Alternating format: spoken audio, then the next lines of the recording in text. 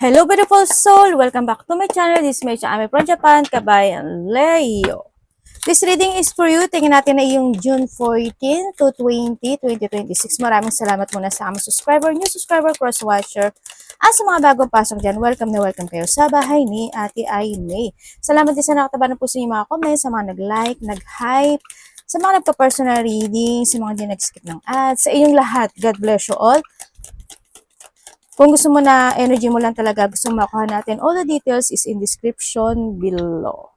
Paki-check na lang or mag-connect na kayo sa aking FB Messenger. Ilalagay ko dyan sa screen yung original kasi para hindi rin kayo ma-scam dahil may nanggagaya sa akin. Okay? General reading tayo, Leo. This reading is for you. Gawin mong guide yung mga warning. Live ko naman sinasabi sa inyo yun, di ba? Okay, Leo. Let's begin. Leo. Rooster. May mga manok ba kayo? May mga tangdang ba kayo? Okay, ingat ka na lang sa mga tao na mga arrogante. Kung alam mo kung sino, mga matatalak, mga may masasabi, mga mayabang, hambog, kala mo kung sino, kala mo sinong matalino, kala mo sinong success, kala mo kung ano man yan, di ba? Ang dami kong sinabing masama. Basta may mga may masasabi, yan, no? Yan, medyo put a guard or you need to put boundaries. Kung magawa ka lang din maging patolero, patolera, mga ganyan situation, no? Maybe you are dealing with a woman relationship, dealing or relationship with a woman. Pwede itong babae na to o magtatatalak sa'yo o may masasabihin sa'yo o may masasabi sa'yo. Pwede nga doon sa point na yun, ano? Or maybe this is you, sa nakikita ko sa'yo dito, siguro nandun yung point of feeling confident this time, pwedeng nandun sa point na yun, kahit na may mga problema pinagdadaanan, may mga struggle na pinagdadaanan, but still, you're still in a confident situation. Pwedeng nandun sa point na yun. And then, nandito rin yung point of career. No? Kasi sa table, ano yung point na you need to focus or may mga bagay ka na naman kung focus ka na, pwedeng na doon na sa sitwasyon na yon to growth. Nandito sa point na yun, ano, pwede kasi nandito si plant, tsaka dito, siguro may mga isusulat ka, aaralin ka, sisiyasatin ka, or kinakailangan mo na talaga mag-focus. You need to focus, develop, or practicing something sa iba sa inyo. Pwedeng na, so, give your effort and hard work, kumbaga na doon sa point na yun, ano, sa iyong mga career. May mga sitwasyon ka na kakaririn mo. Ganyan. Baka may mga bagong project, ideas, o kaya mas ano ka ngayon, may mga i-workout ka ngayon. Pwede rin kasi ito sa iyong sarili, no, physically. Pwedeng nandun sa point na yun, no, na kailangan mo i-work it out. Pwedeng nandun sa point na yun. Or baka mas may mga bagay ka na kahihiligan, no? O so, this is a blessing sa nakita ko dito. Kumbaga, nasa sayo na, no? Nasa sayo na lahat eh, no? Pagdating dito sa sitwasyon na, no, Leo. Depende na lang siguro to sa action na gagawin mo, sa decision at saka sa movement mo. Siguro nandun lang din yung point na kailangan mo talaga na mag-action, no? Yan. Sa iba sa inyo, maaaring nandun yung point na may mga magmumove, no? May mga pagmumove, may action shifting. O so, new home and new attitude, siguro mga paglilinis ng mga bagay-bagay. Maglilinis ka ba ng bahay? Maglilipat ka ba ng bahay? Bibili ka ba ng bahay? O mag-move ka ng place? Pwedeng nado sa point na yon. Or may mga bagay ka na kailangan talagang ayusin this time. Ano? Sa nakikita ko sa iba, sa inyo. Physically, emotionally, spiritually. Kung saan aspeto ng buhay mo yan. We have the teapot. Mahilig ka ba sa mga tea? Ganyan, sa mga ocha-ocha, ganyan. Deep friendship with someone of the same sex. Same sex, alam mo, kung babae ka, babae din siya, lalaki ka, lalaki din siya, gano'n. Pwedeng nandun sa point na magkakaroon ng mga union, pagsasalo-salo, or baka naman may mga pag-go out situation, ano, sa iba sa inyo. Or may mga bagay na you try to work it out pagdating sa connection na ito. Pwede na doon sa point na yun.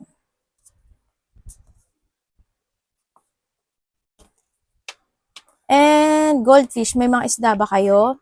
Or mahilig ka sa isda? Increase in material wealth or spiritual growth. Sa iba sa inyo, this is spiritual growth, no?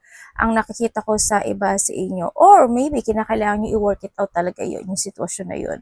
Kung mag-meditate kayo, mag-cleansing kayo, ganyan, no? Sa iba sa inyo. And then, sa iba naman sa inyo, is magkakaroon ng increasing when it comes to a material. Ibig sabihin, either magkakaroon ng mga bagong project, bagong idea, o kaya magpupurso ka na talaga this time, pwedeng na sa point na yun, kaya magkakaroon ng growth, o kaya kung sa trabaho yan, siguro magkakaroon ng mga overtime, magiging night shift, ganyan, pwedeng na sa point na yun. Yun ang nakikita ko dito, no? Or may mga bagay pa na parating, no, na bago kasi we have the broom.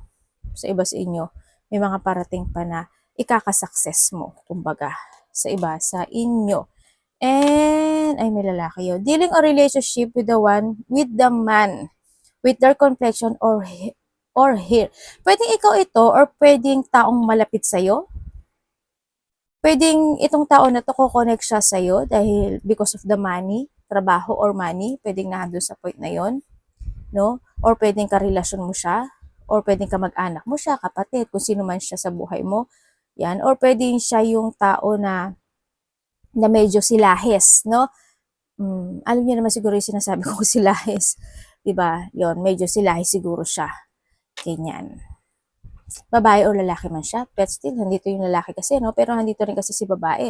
Pwede rin na may makakilala ka o connected ka sa mga tao na silahes, di ba? Pwedeng nandun sa point na yon.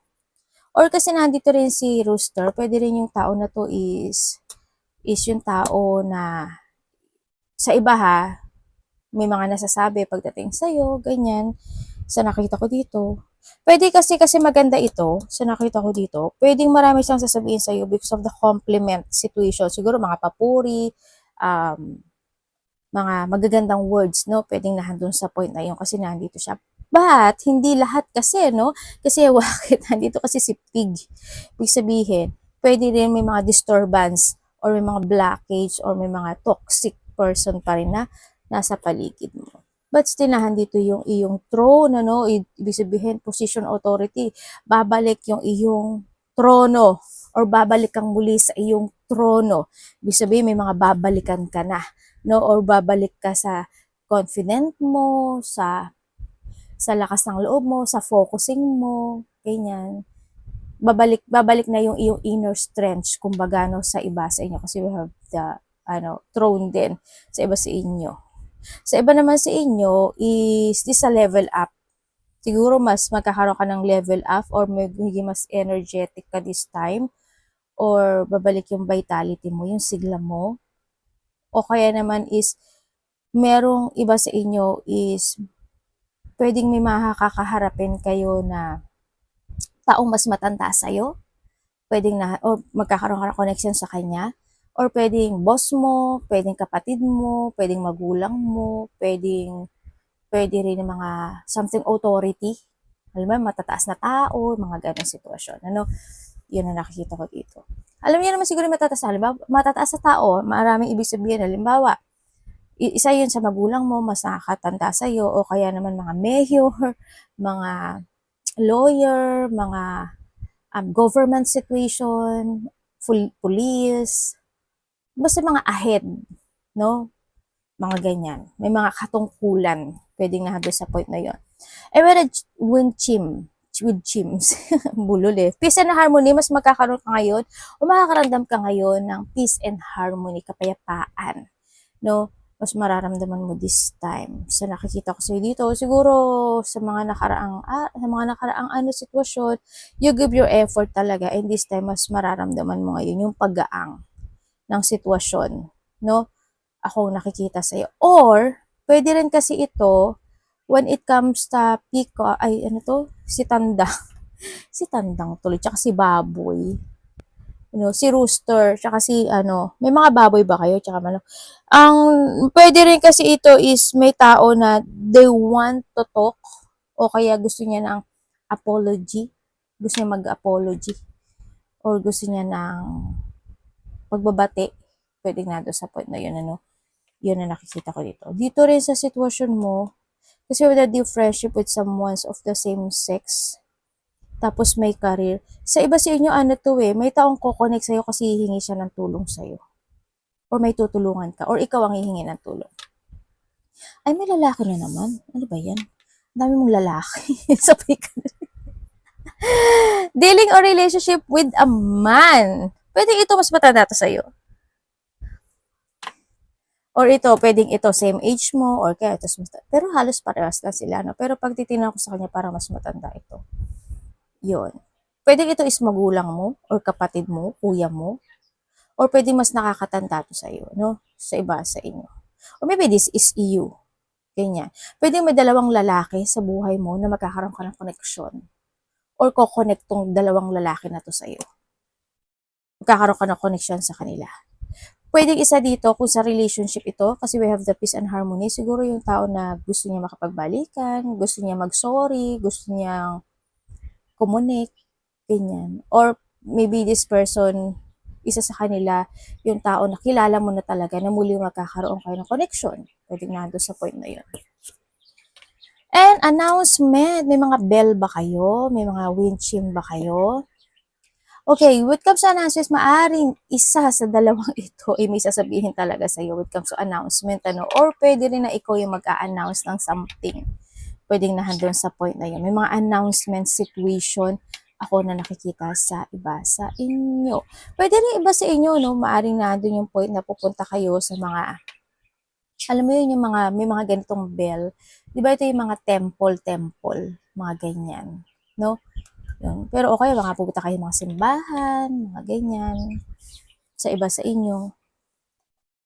But still, congrats kasi nahandito si increase ng iyong material. Siguro sa iba sa inyo kasi is you need to work it out no, yung sitwasyon kasi bakit nahandito kasi si career. No, you need to start in the beginning. Ganyan. Pero may blessing na darating sa iyo. Mahilig ba kayo sa prutas ngayon? O kinakailangan niyo sa ata na magkaroon, na maging sa prutas? Kailangan nyo rin na na ibalik yung sarili nyo dito sa sitwasyon. Ibig sabihin, kung medyo nagiging mataba na kayo, nagiging na kayo, lalaki ka man o babae, siguro kailangan nyo na rin talaga na ibalik yung inyong mga alindog, lalaki man kayo o babae, yan, or pagbabalik ng dating ikaw sa iba sa inyo. Kuha tayo ng iyong angel's number. Uy! Baka nakakita ka ng mga angel's numbers. Uy, 1, 2, 2, 1. There's a change happen. There's a new beginning happen into your life. Kung tayo 2, 4, and 6 to, diba? Ibig sabihin, there's an achievement. Meron kang ma-achieve na sitwasyon sa buhay mo. Ibig sabihin, there's a good news, achievement, victory and success, and may goal. May goal ka na makakamit. Sa iba naman sa inyo, you need to keep moving. No, nandun sa point na para ma-reach mo yung goal mo. Kasi we have the 3, 3. Okay, we have the 1, 2, 2, 1. Connected sa iyo to. O nakita ka ng mga repeating numbers. Wala ko naman sinasabi sa inyo na kapag nakita kayo is your angels try to connect sa iyo dahil meron siyang gustong ipahiwatig na mensahe para sa iyo. Okay, there's a change, optimism, joy, communication, messages, good news, expression, and high vibes. So, nasabi ko kanina, parang pagbabalik or kailangan mo ibalik yung sarili mo. Work with what you have and it will get you places. May mga actionan ka Count your blessing. Congrats. And acknowledge your dear ones. You will find inspiration and figure out a way forward. You might also be getting some good news soon. Uy, congrats! May good news ka. Alam mo, kung titingnan ko tong number na to, good news, achievement to eh. Also, this na growth. Also, this is yung pagtatapos. Diba dito, this is your personal or spiritual development ito, no? May mga happiness. Ako nakikita, may mga bagay daw na matututunan ka. And then, may mga sitwasyon na kailangan mo na daw maintindihan. Achievement and success, di ba sabi ko sa iyo? Also, this is a 9, 9-9. Ibig sabihin is the fulfillment. Di ba? You're destined for greatness. Congratulations dahil may good news, may greatness na mangyayari sa iyo. and you start fresh, no? Nandun yung point na yon. But still, kung may mga fails situation, is wag mo lang daw masyadong, wag mo lang masyadong damdamin, no? May mga may mga fails kasi na mangyayari sa buhay mo or nangyayari, di ba? But still, nandun yung point na it's a learning, no? Nandun yung point na yun. It's a learning and there's a starting fresh happen into your life this time. Blessing pa rin yun sa iyo. Oy, congratulations sa iyong good news na magaganap o mangyayari, no? Congratulations. Kung ano mang good news yan sa iyo. Leo.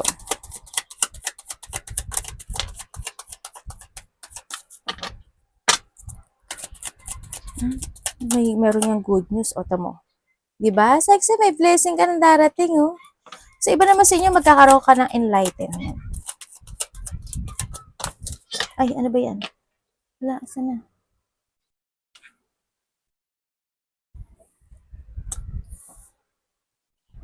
Sabi ko sa iyo, may blessing ka dong, day. Babae ka man o lalaki. Congratulations sa iyong blessing. May magtatapos, may pagtatapos ng isang sitwasyon sa buhay mo. Pero may mga bagay na mag-hesitate ka, no? O may mga pag-aalala, no? May mga pag-aalala magaganap o mangyayari. Siguro, o kaya pagkilito, kaya ko ba? Dapat ba? Kailangan ba? Ano dapat kong gawin? Ganito, ganyan, ganyan. Mahandoon yung point na yan, no? Sa iba sa inyo. But still, handun yung pagtatapos ng challenge na magaganap o nangyayari sa buhay mo. Handun din yung point of reconciliation, ano? Magkakaroon ng mga reconciliation, union, getting together, pag-uusap, mga ganyan. And blessing. Fulfillment is coming. Congrats. May well-being and enlightenment. Uy, ang ganda of fruition to, oh. Alam mo, magkakaroon na pagbabago sa'yo. May 23 ka, oh. 23, 7, 21. Oh, ito also 21 to, oh. 2. Oh, diba? Congrats. May fulfillment. Kandara, ha?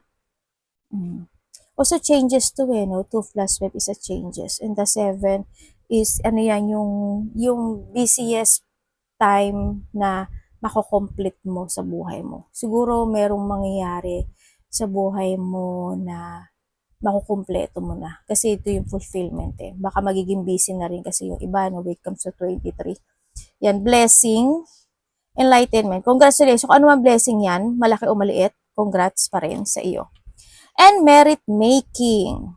O, di ba? Humanness and morality. Pwede na sa point na magkakaroon ka ng connection sa isang lalaki. No? Or nahandun yung point na may mga merit, eh. May mga gagawin ka na magiging maganda kasi andito yung blessing. Ganun. Or nahandun yung point na pag nakikita ko to, of the 64, ano siya, merong tao, tulad na sabi ko kanina, siguro isa sa mga lalaki na yun, yung magkakaroon ka ng connection. Pwedeng family member, pwedeng karelasyon, ganyan, sa iba sa inyo. Yan. Siguro may hinihiling ka rin, yung may hinihiling ka na matutupad mo. Kasi we have the blessing. Congrats kung ano man yan, ha. Oh, diba? Sabi ko sa'yo, may good news ki. Blessing and good news. Congrats talaga. May mga encouragement, arte ko talaga, no? Yan, miracle coming. OMG. May mga surprises, o may mga surprise na magaganap sa'yo. Ito na nga. Siguro may dinadasal ka. And it will happen. Ito, mangyayari siya. May dinadasal o hinihiling ka na mangyayari siya. As in. Tapos may blessing ka pang darating. Pinabati na kita yung advance, ha. Ay, naku po, andito nga si pay attention na lang, kasi may mga bagay na kailangan mo mag-pay attention. Meron din ako na nakikita dito sa situation mo na siguro may mga protest o magpuprotesta sa'yo. Pwede din yung mga salungat sa'yo, hindi ka gusto kasi andito rin kasi si Rooster tsaka si Pig, di ba? Yun ang nakikita ko sa'yo dito. Pwede rin na doon yung point na may mga bagay na, may mga sitwasyon o tao na hindi magiging patas pagdating sa'yo, mga ganyan. Well, alam mo naman din siguro, tsaka hindi na to bago sa'yo eh, no? Pag mga ganitong sitwasyon, hindi ko na nakikitang bago pa sa'yo to. Kasi palagi naman nangyayari yan sa'yo. Alam mo yun? Tsaka pero dito, no, you need to protect or pay attention to your money rin. Kasi andito si Pig. May mga tao makasarili at sakim. Kumbaga, hindi, sarili lang di pinakikinggan nila. Hindi sila, medyo close-minded yung mga tao na to, no? Sa nakikita ko dito. Pagdating naman sa iyo, mag-pay attention ka sa iyong kaperahan. Sa iyong kaperahan, also we have the Pig, sa iyong health issues, sa iyong katawan, sa iyong physical, no? Or sa iyong bulsa, sa trabaho mo rin, no? Kasi we have the career, no? Nandito nandito na yung start, a new beginning, happen into your life. But still, handin yung blessing na darating sa iyo, no? Congratulations pa rin ako nakikita sa iyo. And suffering, darkness, or precaution. Maaring yung iba sa inyo, medyo hindi kayo gana nakakatulog, ano, sa gabi, o kaya night shift ka, o kaya naman pagising-gising ka, hindi diretso, o kaya late ka na natutulog, o kaya maaga ka nagigising, mga ganun, ano, sa iba sa inyo. Or maaring nahando yung point na mas marami kayo napapanaginipan this time, pwedeng nahando sa point na yon na mag-focus ka na lang din sa mga panaginip mo kasi also that is the sign, no? May mga sign na ibibigay kasi sa'yo si universe na kailangan mo mag-pay attention doon, no? Yan nga lang, may mga time na talaga na mga parang hindi mo siya maiintindihan, ano? May mga panaginip na hindi mo maiwari, hindi mo maintindihan, pero ang sinasabi kasi dito is you need to pay attention doon. Yun na nakikita ko dito. May mga nightmare situation, ganyan. May mga bagay daw na medyo may konting pagsasuffer ako na nakikita sa iyo na mararanasan mo, no, Leo. Kaya mag-ingat ka na lang. Pwede rin kasi yan sa physical mo, sa bulsa mo, sa money mo, sa trabaho mo. Kaya you need to pay attention doon sa sitwasyon na yun. But still, congratulations sa mga blessing, sa mga good news na darating sa iyo, no? Binabati kita. Pero, syempre, don't lower your standard na lang din, ano, pagdating kay Rooster tsaka kay Pig sa iba sa inyo.